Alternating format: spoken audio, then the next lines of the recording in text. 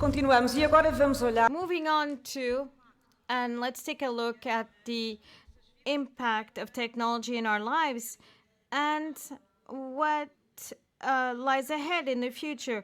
Disruption brings about many challenges, but also many opportunities as well.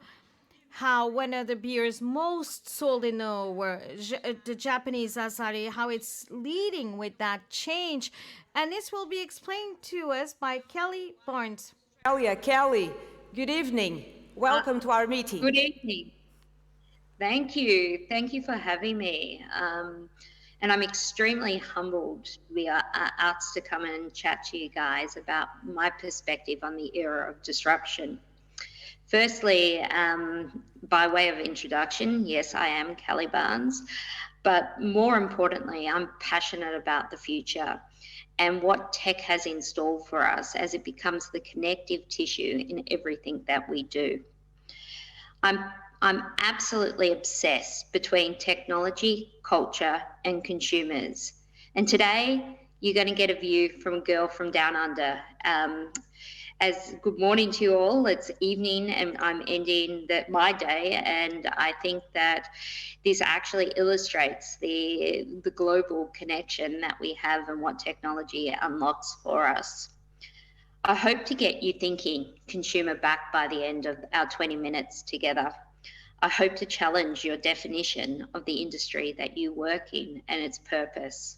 And I hope to give you some threads to weave through the next couple of days, which look absolutely phenomenal, that you're going to be spending together. I hope to light a fire in you in regards to your curiosity about culture and how it is shaping technology's agenda. And I hope to provoke what may be how we might live into the future and flip it on its head. So let's get started. So do you often think that you wake up in the world and the world has changed and we don't question why? We just keep on living. So I've got a couple of questions for you. How many of you on this conference have replaced mundane tasks with generative AI to get the grunt work done for you? How many of you love having your digital twin so you can try on that lipstick, or on your production line, be able to test and learn? How many of you post-COVID have fundamentally changed your way you work? Hello, welcome to my living room, a perfect example. And now be honest with this when you think about it. How many of you are trying to police screen time for your children because they're spending too much time on screens? AI was coined in 1960, but it wasn't until 2022 in the November that the world changed forever with ChatGPT. Have you asked yourself, or are you curious about what the next technological-led consumer disruption will be? Have you challenged yourself to move away from policing screen time with your kids? I know this one's hard. I've got 2 young kids of my own. And move to actually policing passive time versus allowing them to be collaborative. There's nothing better than watching a Gen Alpha actually collaborate and problem solve through the gaming world. And have you looked at your business to see where digital twins will unlock your competitive advantage? The world is changing daily and technology is leading this disruption, and boy, is it exciting. But now, we do question if or when it will happen. Now, this is where I have to laugh.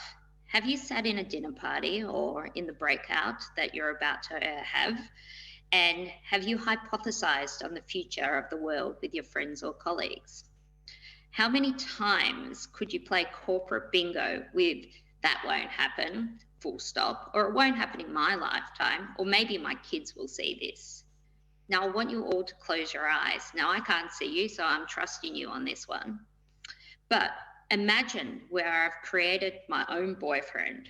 We have a holiday to the moon, booked to stay in that awesome new Hilton that has just opened up.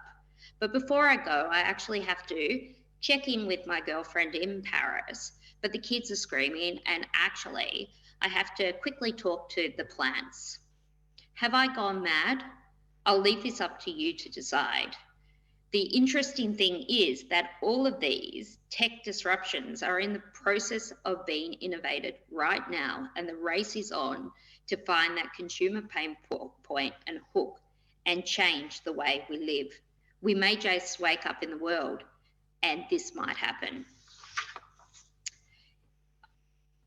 We live in amazing times. I think it's one of the best times to be alive right at the moment, where problems are solved using empathy.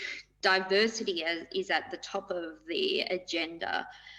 We've got agile teams. We lean into collective intelligence and high problem solving to crack the hardest problems and start the hardest conversations to unlock the potential of our future. Technology's role has never been more important. If I think about it, and I like to coin it as it's the vehicle for consumer change. And never before has it been intertwined so deeply into how we live. If I think about technology innovators, the startups that are occurring, and look, for the participation of this conference, I think you're going to know this way better than me, but from, crypto, blockchain, quantum computing, Neuralink, mobility, the list goes on, of all the wonderful technology that is being created to disrupt how we live. But for consumers, the rate of change is exponential, and it's fueled by fast-moving culture. Now, I want you to think back, I think it's a couple of years, when Black Lives Matters actually hit.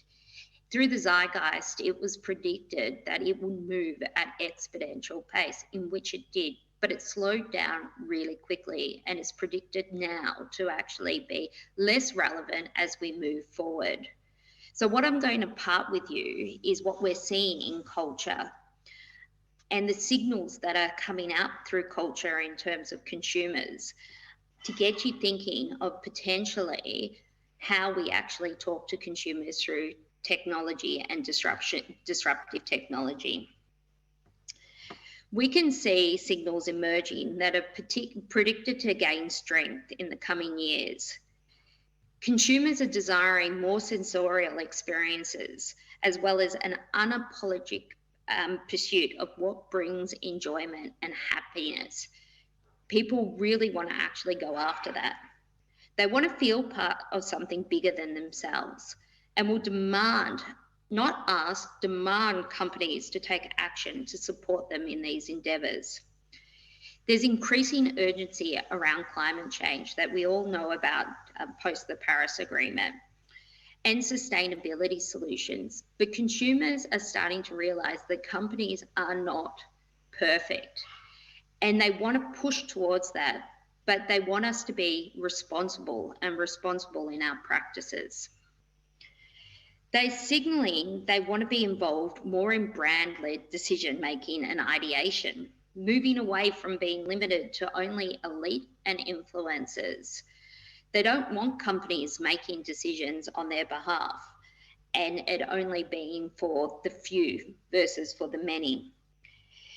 Democratizing access will therefore create, and therefore I buy and drive consumer intent, with a real desire to connect at a deeper wisdom level, a really pulled back to ancient wisdom level, coupled with the desire to break norms. And what do I mean by that? How many of you, when you go back into your environments, look to consumers and see, are they toppling norms? Are they looking at doing things that previously in culture may not be accepted? Play and escapism amidst their day-to-day stresses is becoming increasingly important, and interactive entertainment, to my point before, interactive to collaborate, to participate versus actually just stream services, is where consumers will look for entertainment and enjoyment. And to my earlier point, robotics and automation will move from addictive to predictive and streamline our lives with personal solutions, increasing our discretionary time to be more focused on purpose-led activity.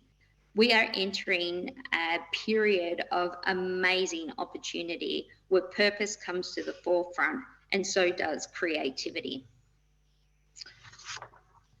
But I shouldn't say but I will say but there is a couple of other things that are pretty fundamentally happening from a generational event perspective that are set to occur over the next 10 years.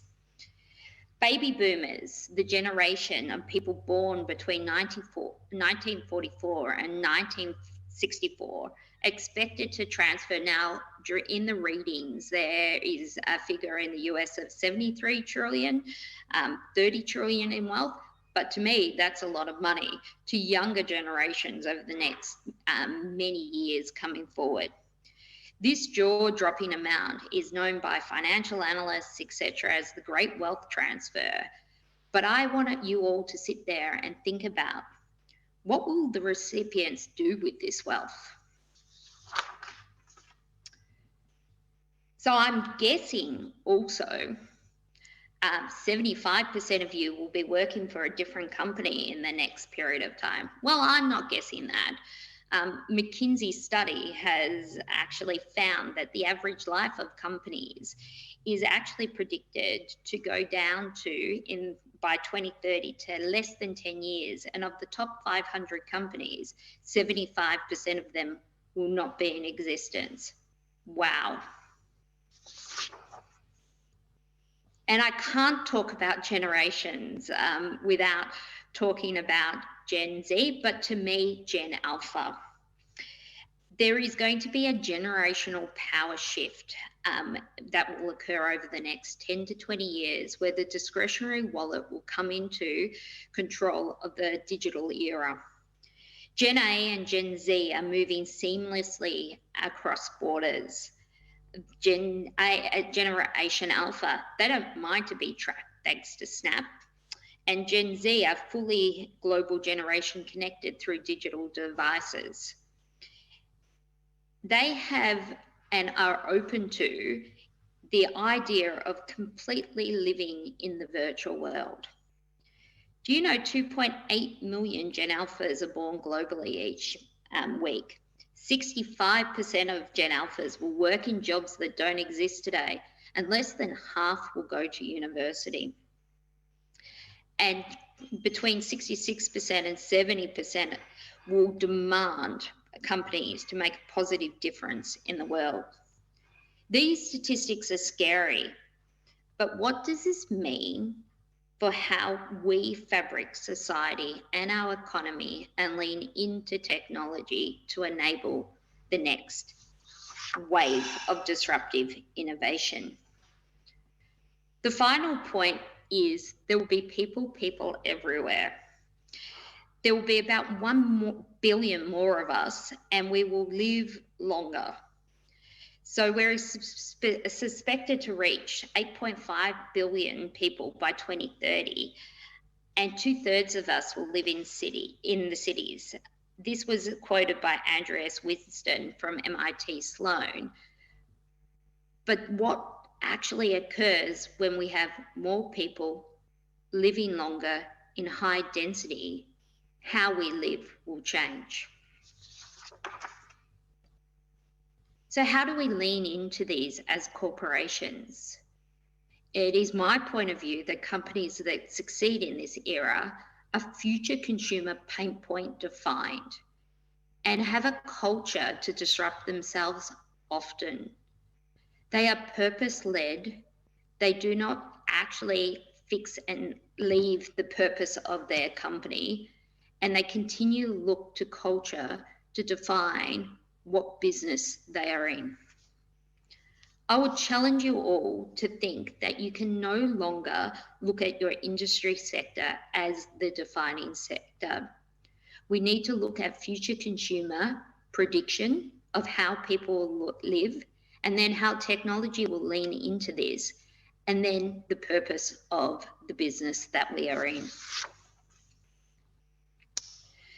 So how do we disrupt this with today's thinking? It's quite funny because I was thinking of an example when I was leaning into giving this chat, and I was like, I would love to have hologrammed in here so I wasn't talking to my PowerPoint slide and I could actually interact with the company that we have on this conference. But then if I was to ask a consumer, would you like to hologram into a meeting? I'm sure they're going to actually scratch their head and say, well, I don't know. So when we think about today and ask consumers what is desirable in their known state that they can understand, we may miss the opportunity and an innovation could fail, which would be a real shame. So we don't. This is a lovely quote that I like. That is, in order to change an existing paradigm, you do not struggle to try to change the problematic model. You create a new model and make the old one obsolete. The problem with today's thinking, it is today. And disruptive innovation is talking about tomorrow's consumer. We don't want to kill an idea just because consumers don't understand it. It's our job to actually understand what pain points that they have. We need to get really good to know what is the pain point, what are we trying to solve, how does it interact with fast-moving culture, and then can we technically create it, can we disrupt, and can we make it viable? I'd like you all to think about how you actually lean in your innovation teams around desirability, feasibility, and viability, and could you potentially think about that differently? So let's look at an example. It's a point of view of the future home. So a home meets the same basic needs as a cave did 10,000 years ago. A safe place, protected from the elements and danger.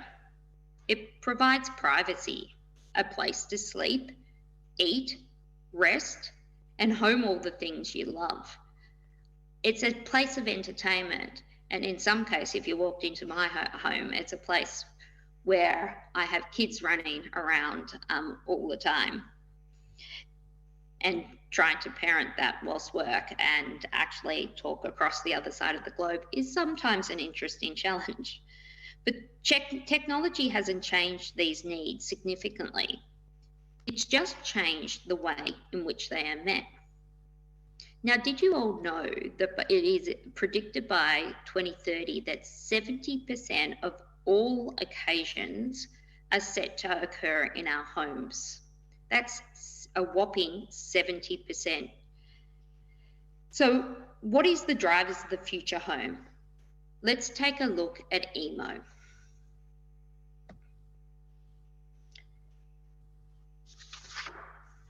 So starting off with, E is for everything. It's smart, it's connected, it's automated, and it's purpose-led. From toilets that can read a lot more about you than a current toilet can do today, mirror scans that enable you to understand what your body is doing and how is it interacting and the services that you may need, to actually knowing if you're taking your prescription medicine. Is the home now the purchasing agent?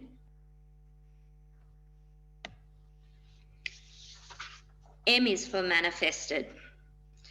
Fancy a 3D printed Dorito, a drink that just happens to appear, my food cooked because it senses I'm hungry, I'm in the shower, and my shampoo is being manifested. Manufacturing will be recoined to manifestation, and it is created in the home in a decentralized way. What does this mean to goods and product companies? Will we shop as we do today? O is for optimized, space and format. And it's optimized in a way that, depending on the need state, we can define it. Can you imagine a house where walls move to create ideal spaces? Delivery pads are set for air mobility, to mirrors that completely, as I said before, do body scans that call services that required without you thinking, to optimal nutrition by responsible green gardening, and the list goes on and on. What would we think when the home optimizes it for you? And finally, H is for habitual. Habitual practices are structured, curated, and always there. The future home will be filled with robotics, completing these ritual tasks, to knowing when dinner needs to be cooked, to what I need to be maintained, my health, to how I maximize my sleep by creating spaces for work, play, and rest. Again, will we ever need or want to leave? So, EMO. Is the home disrupted by tech? I challenge you to go and look into your homes. Are you seeing essence of this appearing as the race for innovation and startup continues to wake up and we live in a different world? How would you solve how your businesses meet these needs that is predicted by future consumers and what they will desire? If consumers are set, let's recap this for a second, to spend 70% of their time in their homes, then what does this mean? The race is on right now to own the in-home experience. How would you solve how your business engages with consumers in the place where they're at, not where you would like them to be?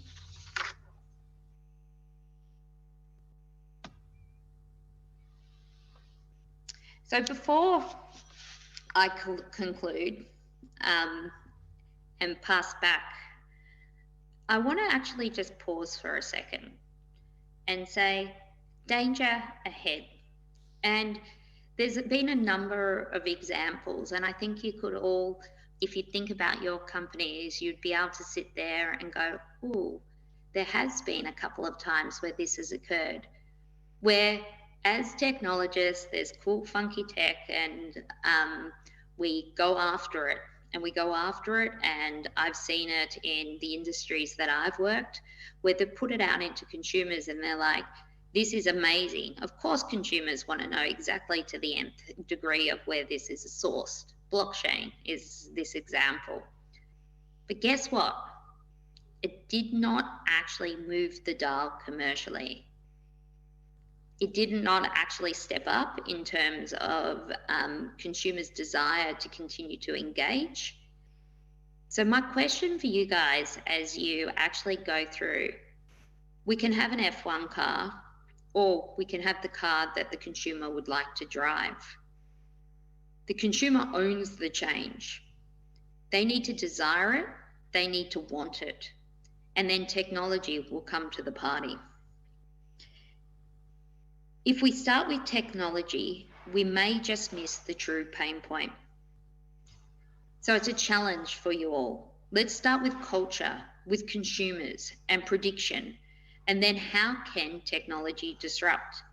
This will give us a fighting chance to actually change the world in which we live. A disruptive mindset keeps us connected to the future and our consumers, enables us to be elastic and invites change with the hope that maybe, just maybe, will always be relevant. So we wake up in the world and the world has changed, and maybe, just maybe, we all had a part to play with it. I thank you for your time and listening to me. I hope that I've imparted some wisdom And I'm more than happy to ever talk about how culture, consumers, and technology come together because I'm extremely passionate by it. Thank you. Thank you so much, Kelly. Kelly Barnes, live from Australia. E And since what she said, change is happening, and we need to be prepared for this change, and as consumers as well as companies, everything's happening at very high speed, and it's crucial for companies to be able to adapt. Now, João, the question is, economics is all about disruption? Is economics all about disruption?